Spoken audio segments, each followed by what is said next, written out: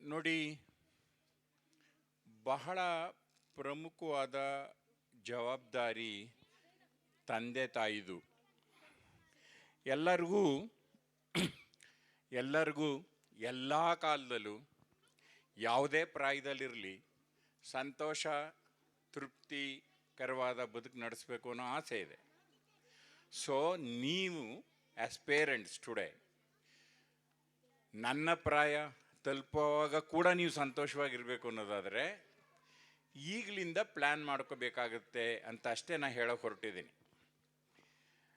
ನಾನು ನಿಮಗೆ ಮಾತನ್ನು ಆಡುವ ಭರದಲ್ಲಿ ಒಂದು ಎರಡು ಮೂರು ನನಗೆ ಗಾಬರಿ ಹುಟ್ಟಿಸಿದ, ಇದು ಎಲ್ಲೋ ನಾವು ದಾರಿ ತಪ್ತಾ ಇದ್ದೀವಿ ಅಂತ ಗಾಬರಿ ಹುಟ್ಟಿಸಿದ ಒಂದು ಎರಡು ಪ್ರಸಂಗಗಳನ್ನು ನಿಮ್ಮ ಮುಂದೆ ಹಾಕ್ತಾನೆ.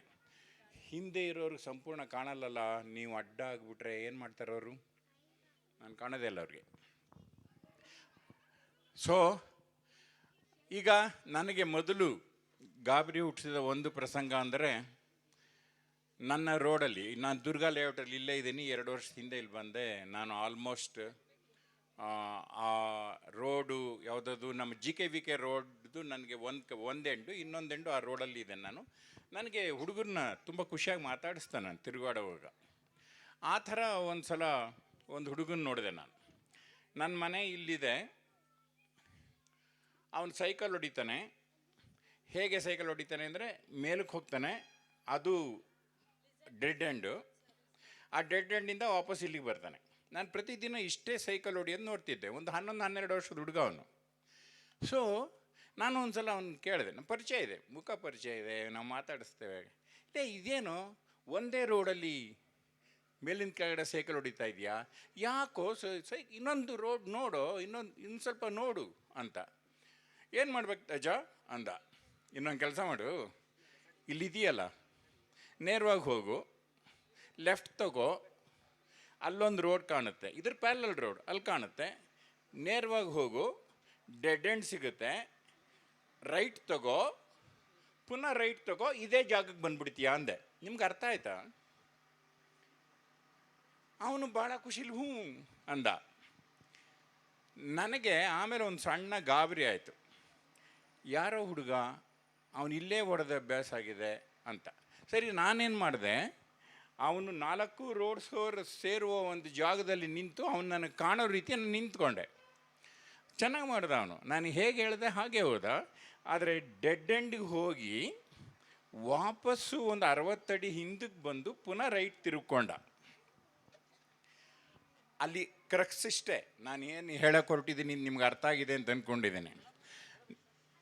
ಅವನು ಕಾಮನ್ ಸೆನ್ಸ್ ಅಥವಾ ಸಾಮಾನ್ಯ ಜ್ಞಾನ ಅಂತ ನಾವೇನು ಕರಿತೇವೆ, ಯಾರಿಗೇ ಆದರೂ ಅವನು ಇಲ್ಲಿ ನಿಂತ್ಕೊಂಡ್ರೇ ಡೆಡ್ ಎಂಡ್ ಕಾಣ್ತಾ ಇದೆ ಅವನಿಗೆ, ಆಯಿತಾ? ಅವನು ಅಲ್ಲಿವರೆಗೆ ಹೋಗಿ ವಾಪಸ್ ಬರಬೇಕಾಗಿರಲಿಲ್ಲ. ಎಲ್ಲಿದ್ದ ಹೋದ ಅಲ್ಲೇ ರೈಟ್ ಅಂತ ಪುನಃ ವಾಪಸ್ ಬಂದ್ಬಿಟ್ಟ ಅವನು. ನಾನು ಅವನು ಬಂದಾಗ ಕೇಳಿದೆ, ಅದ್ಯಾಕೋ ಡೆಡ್ ಎಂಡ್ವರೆಗೆ ಹೋಗಿದ್ದೆ ಅಂತ. ಅವನು ಭಾಳ ಕೂಲಾಗಿ ಉತ್ತರ ಹೇಳ್ದ, ನೀವೇ ಹೇಳಿದ್ರಲ್ಲ ಅಜ್ಜ. ನಿಮಗೆ ಗಾಬರಿ ಆಗುತ್ತೋ ಅಥವಾ ನಿಮಗೆ ಅದರ ಬಗ್ಗೆ ಕಾಳಜಿ ಇದೆಯೋ ಇಲ್ವೋ, ನನಗೆ ತುಂಬ ಗಾಬರಿ ಆಯಿತು. ಇದೇನು ಈ ಥರ ಮಾಡಿಬಿಟ್ವಿ ಹುಡುಗರನ್ನ, ನಾವು ಮಕ್ಕಳನ್ನ. ಅಂದರೆ ಒಂಥರ ರೋಬೋ ಇದ್ದಂಗೆ. ಒಂದು ಪ್ರೋಗ್ರಾಮ್ ಬರೆದು ಬಿಡ್ತೀರಿ ಒಂದು ರೋಬೋಗೆ, ಅದು ನೀವೇನು ಪ್ರೋಗ್ರಾಮ್ ಬರೆದಿರ್ತೀರಿ ಅದರ ಪ್ರಕಾರ ಹೋಗ್ತದೆ. ನಾನು ಅವನಿಗೆ ಡೆಡ್ ಎಂಡಲ್ಲಿ ರೈಟ್ ತಗೋ ಅಂತ ಹೇಳಿದ್ದು ಸತ್ಯ. ಆದರೆ ಕಾಮನ್ ಸೆನ್ಸ್ ಇರುವ ಯಾವರೇ ಆಗಿದ್ರು ಒಂದು 11-12 ವರ್ಷದ ಹುಡುಗ ಡೆಡ್ ಎಂಡ್ವರೆಗೆ ಹೋಗಬೇಕಾಗಿಲ್ಲ. ಅದು ರೆವಿನ್ಯೂ ಸೈಟಲ್ಲಿ ಮನೆ ಕಟ್ಟಿದ್ದಾರೆ, ಅಲ್ಲಿಂದ ಆಚೆಗೆ 2 ಸೈಟ್ನಷ್ಟು ರೋಡ್ ಇದೆ, ಅಲ್ಲಿವರೆಗೆ ಹೋಗಬೇಕಾಗಿಲ್ಲ. ಇಲ್ಲಿ ನಿಂತ್ಕೊಂಡ್ರೆ ಡೆಡ್ ಎಂಡ್ ಕಾಣುತ್ತೆ. ಅವನು ಅಲ್ಲಿವರೆಗೆ ಹೋಗಿ ವಾಪಸ್ ಬಂದು ತಿರುಗಬೇಕಾಗಿರಲಿಲ್ಲ. ಇದನ್ನು ನಿಮ್ಗೆ ಯಾರಾದ್ರು ಇದೇನು ಇಷ್ಟೊಂದು ಸಣ್ಣ ವಿಷಯ ದೊಡ್ಡದು ಮಾಡ್ತಾ ಇದ್ದೀರಿ ಅಂದರೆ, ಇದು ಸಣ್ಣ ವಿಷಯ ಅಲ್ಲ, ಸ್ವಲ್ಪ ಚಿಂತನೆ ಮಾಡಿ, ಚಿಂತೆ ಅಲ್ಲ, ಆಯಿತಾ? ಅಂದರೆ ನೀವು ಹೇಳಿದ್ರಿ ನಾನು ಹೋದೆ ಅಂತ ಹೇಳ್ತಾನೆ ಅವನು. ಅಂದರೆ ಇದಕ್ಕೆ ಕಾರಣ ನಿನಗೆ ಗೊತ್ತಾಗಲ್ಲ, ನಾನು ಹೇಳ್ದಷ್ಟು ಕೇಳು, ನಿಂಗೆ ಗೊತ್ತಾಗಲ್ಲ, ನಾನು ಹೇಳ್ದಷ್ಟು ಕೇಳು ಅಂತ ಎಲ್ಲೋ ಮನೆಯಲ್ಲಿ ಕಾನ್ಸ್ಟೆಂಟಾಗಿ ನಿನಗೇನು ಬರಲ್ಲ, ನಿನಗೇನು ಗೊತ್ತಾಗಲ್ಲ ಅಂತ ಹೇಳಿಸಿ ಅವನು ಅದಕ್ಕೆ ಅಡಿಕ್ಟ್ ಆಗಿಬಿಡ್ತಾನೆ. ಕೂತ್ಕೋ ಅಂದರೆ ಕೂತ್ಕೊಳ್ತಾನೆ, ಎದ್ದೇಳು ಅಂದರೆ ಎದ್ದೇಳ್ತಾನೆ. ನನ್ನ ಗಾಬರಿ, ನಾವೆಲ್ಲೋ ಮನುಷ್ಯನ ಸೃಷ್ಟಿ ಮಾಡಿದ ಭಗವಂತನಿಗೆ ಎದುರಾಗಿ ಮನುಷ್ಯನ ದೈವತ್ವದ ಕಡೆ ಕರ್ಕೊಂಡು ಹೋಗ್ಬೇಕಾಗಿತ್ತು ತಂದೆ ತಾಯಿಗಳಾಗಿ ನಾವು. ಆದರೆ ದುರಾದೃಷ್ಟವಶಾತ್ ನಾವು ಮನುಷ್ಯನ ಮೆಷಿನ್ ಮಾಡ್ತಾ ಇದ್ದೀವಾ ಅನ್ನೋದು ಗಾಬರಿ ನನಗೆ. ಇನ್ನೊಂದು ಉದಾಹರಣೆ ತಗೊಳ್ಳಿ, ನೀವೆಲ್ಲ ನೋಡಿರ್ಬೋದು, ನಾನು ಪೇಪರಲ್ಲಿ ನೋಡಿದ್ದು, ನನ್ನ ಹತ್ರ ಕಟ್ಟಿಂಗ್ ಇದೆ.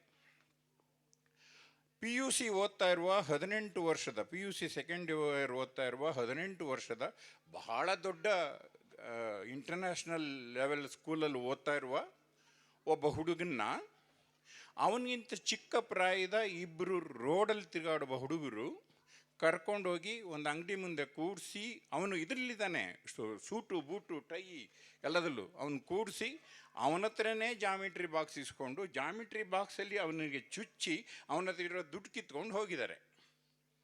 ಪೇಪರ್ಲಿದೆ.